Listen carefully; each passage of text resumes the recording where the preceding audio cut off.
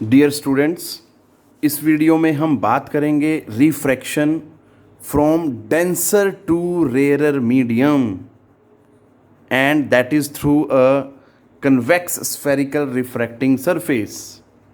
ज़रा ध्यान से देखें इसको। रिफ्रैक्शन स्टडी करनी है हमने denser to rare. It means जो ऑब्जेक्ट है वो डेंसर मीडियम में रखा जाएगा।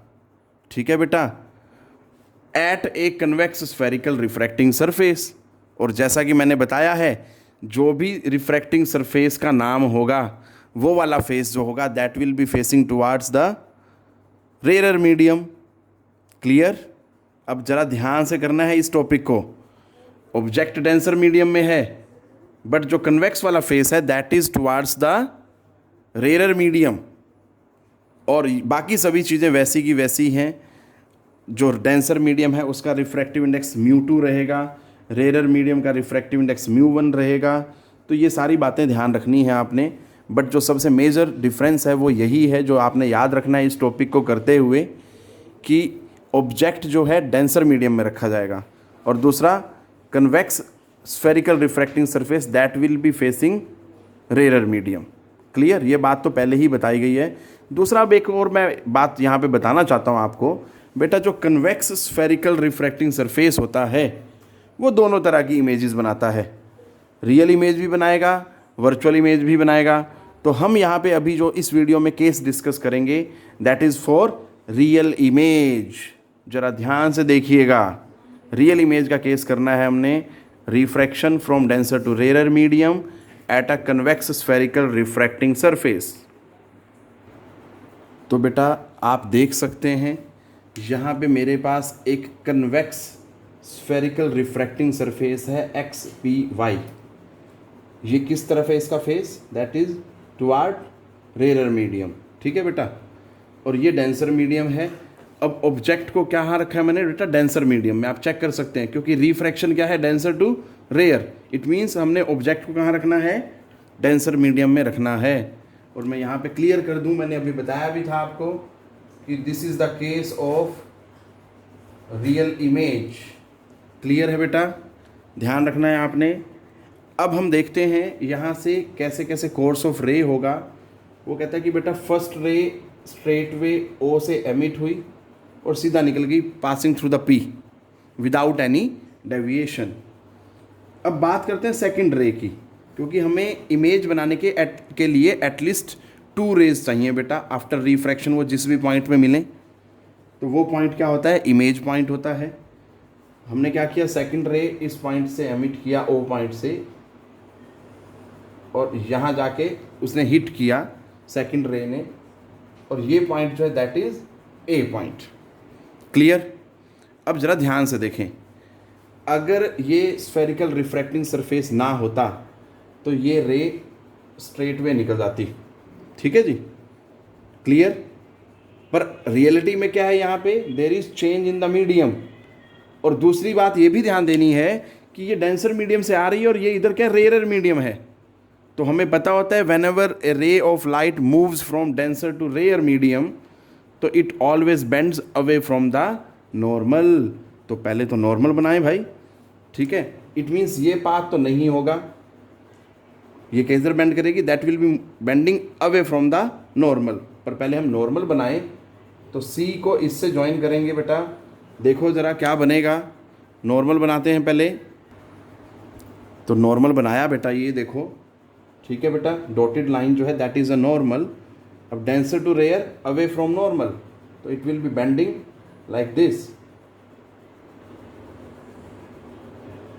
सो this is the image point. Clear है बेटा?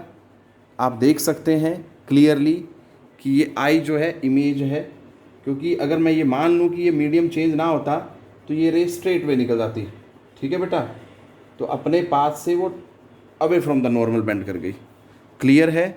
ये चीज़ें देखनी है। अब हमें बताना है angle of incidence, angle of refraction. तो बेटा ये इंसिडेंट रे है और ये नॉर्मल है, सो this is angle of incidence. Clear? फिर एंगल ऑफ रिफ्रैक्शन का ये नॉर्मल और ये रिफ्रैक्टेड रे, this is your angle of refraction.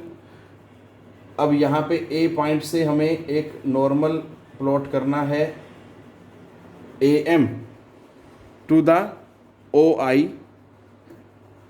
अब लास्ट में हमें अब बताना है एंगल्स बेटा, अल्फा बीटा गामा प्लॉट करने हैं। मैंने बताया हुआ है बाकी वीडियोस में भी इसी तरह की कि ऑब्जेक्ट के लिए अल्फा, इमेज के लिए बीटा और सी सेंटर ऑफ कर्वेचर के लिए गामा। क्लियर है बेटा?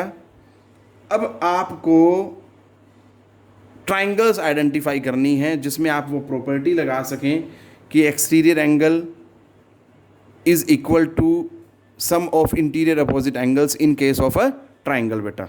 ठीक है, तो सबसे पहले अगर हम देखें ट्राइंगल्स आइडेंटिफाई करते हैं, कौन कौन सी ट्राइंगल्स हैं जिसमें ये प्रॉपर्टी लगेगी। ट्राइंगल ओ ए सी में देखो बेटा, ट्राइंगल ओ ए सी, तो इसमें अगर आप ध्यान से देखें क्या बनता है बेटा जी, ओ ए सी, ये गामा जो है एक्सटीरियर एंगल है, आई प्लस अल्फा क्या है बेटा, इंटीरियर एंगल्स हैं। ठीक है बेटा, तो मैं सीधा सीधा अगर बोलूँ यहाँ लिख देते हैं in triangle O A C gamma is equal to I plus alpha. So I is equal to क्या हो जाएगा, गामा माइनस अल्फा। इसको नंबर 1 दे देते हैं बेटा। ठीक है जी, अब बात करते हैं triangle I A C. In triangle I ए सी, तो आई ए सी बेटा, आई ये रहा, ए ये रहा और सी ये रहा। ठीक है, अगर आप इस ट्राइंगल में देखें तो बेटा जी आर जो है वो एक्सटीरियर एंगल है, आई ए सी।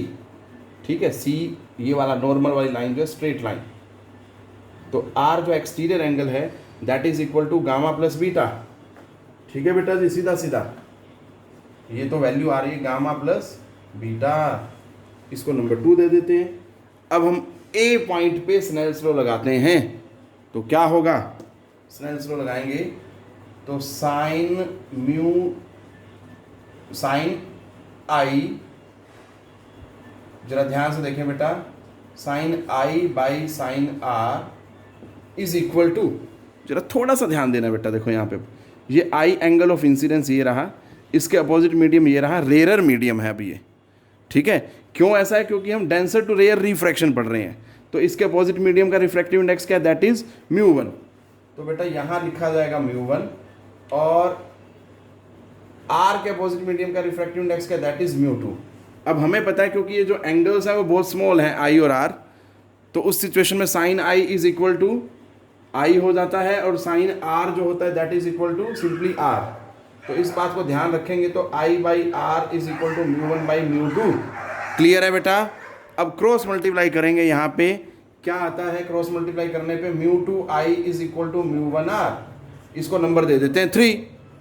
अब हम 1 और 2 को यूज़ करेंगे 3 में बेटा, तो क्या मिलता है, μ2 आई की वैल्यू है gamma minus alpha is equal to μ1, R की वैल्यू क्या है, गामा प्लस बीटा। अब इनकी वैल्यूज हमें डालनी है, गामा अल्फा बीटा, तो बेटा आपको पता है बड़ा क्लियरली विजिबल है यहाँ से। अगर मुझे अल्फा की वैल्यू चाहिए तो I will be taking tangent alpha perpendicular by base. अगर गामा की चाहिए तो फिर again tangent perpendicular A M और बेस क्या है एम सी।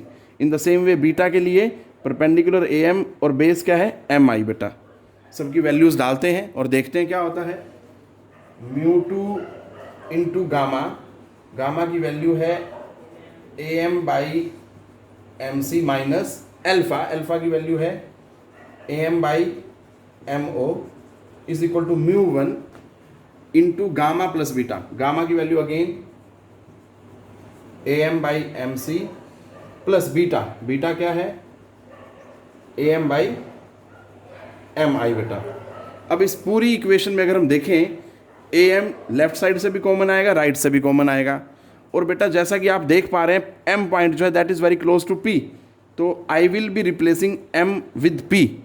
ठीक है बेटा, ये दोनों काम इकट्ठे करने हैं और क्या मिलता है देखते हैं हम। μ2 1 by P C minus 1 by P O is equal to μ1 1 by P C plus 1 by P I. So this is the equation. अब हम इसको फर्दर मल्टीप्लाई करते हैं और देखते हैं बेटा क्या आता है। तो बेटा मल्टीप्लाई करने पे क्या मिलता है हमें, that is μ2 by P C minus μ2 by P O is equal to μ1 by P C plus μ1 by P I. अब देखो बेटा ये भी पी सी है और ये भी पी सी है, हम दोनों टर्म्स को एक साइड ले आते हैं, इसको उठा के इधर ले आए और ऐसे इसको उठा के इधर ले आए, तो क्या बन जाएगा minus μ2 by P O minus μ1 by P I is equal to μ1 by minus μ2 by P C बेटा। ठीक है, अब हमें क्या करना है, पी ओ पी आई और पी सी की वैल्यूज़ डालनी है विद साइन कन्वेंशन। तो पी ओ, पी से ओ का डिस्टेंस जो है that is object distance, but क्योंकि वो पी से लेफ्ट में है तो that will be taken as minus, so minus μ2 by minus U, फिर minus μ1 by P I. P I को अगर हम देखें तो बेटा पी से आई का डिस्टेंस, इमेज डिस्टेंस, वो क्या है, दैट इज v, और क्योंकि ये राइट साइड में है तो that will be taken as positive. Clear है बेटा, इधर क्या आएगा μ1 minus μ2 divided by P C. यहाँ पे देखो आप कंफ्यूज ना हो जाए, इस तरह से लिखें इसको। ठीक है बेटा, μ1 minus μ2 by P C, P से सी का डिस्टेंस। अब ये क्या होता है, रेडियस ऑफ कर्वेचर होता है, क्योंकि ये लेफ्ट में है पी से तो it will be taken as minus. Clear है बेटा, अब जरा थोड़ा सा ध्यान दें, आपने क्या करना है, पहले इसको सोल्व कर लो, लेफ्ट साइड को पहले सोल्व करें इसको। तो क्या बनता है देखो, माइनस से माइनस कैंसिल हो जाएगा, तो μ2 by U minus μ1 by V is equal to μ1 minus μ2 by minus R. अब आपको नेक्स्ट स्टेप में क्या करना है, दोनों तरफ माइनस से मल्टीप्लाई कर दें, multiplying both side, left side भी और राइट साइड भी माइनस से मल्टीप्लाई करेंगे तो क्या आ जाएगा बेटा, minus μ2 by U plus μ1 by V is equal to μ1 minus μ2 by R. ठीक है बेटा जी, ध्यान से देखें, minus μ2 by U plus μ1 by V is equal to μ2 minus μ2 by R. So this is the result. बेटा आपके पास रिजल्ट आ गया ये। ठीक है बेटा, जब जब हम रिफ्रैक्शन स्टडी करेंगे from denser to rare medium, ये बात याद रखनी है आपने। ठीक है, this is your final result. But इसमें यह भी ध्यान दें कि बेटा मैंने जो केस डिस्कस किया है अभी that is for real image. सबसे मेजर जो आप डिफरेंस नोट करेंगे दोनों तरह की रिफ्रैक्शन में, हमने एक तरह की रिफ्रैक्शन पढ़ी है जिसमें रेयर टू डेंसर होता है बेटा। ठीक है, अब हम पढ़ रहे हैं डेंसर टू रेयर। दोनों में सिर्फ इतना ही डिफरेंस है कि μ1 और μ2 आपस में इंटरचेंज हो रहे हैं। μ1 और μ2 को आपने क्या कर देना है, इंटरचेंज कर देना है। ठीक है बेटा, अगर मैं यहाँ पे समरी लिखना चाहूँ तो ये डेंसर टू रेयर है और रेयर टू डेंसर का क्या है, मैं यहाँ लिख देता हूँ, this is for denser to rare. Clear. और अगर इसी तरह से मैं देखूँ रेयर टू डेंसर का, तो उसमें क्या होगा बेटा, ज़रा ध्यान से देखें, बड़ा सिंपल है। वो हो जाएगा आपका, ये रेयर टू डेंसर है minus μ1 by U plus μ2 by V is equal to μ2 minus μ1 by R. Check कर सकते हैं आप, दोनों को कंपेयर कर सकते हैं कि क्या डिफरेंस है।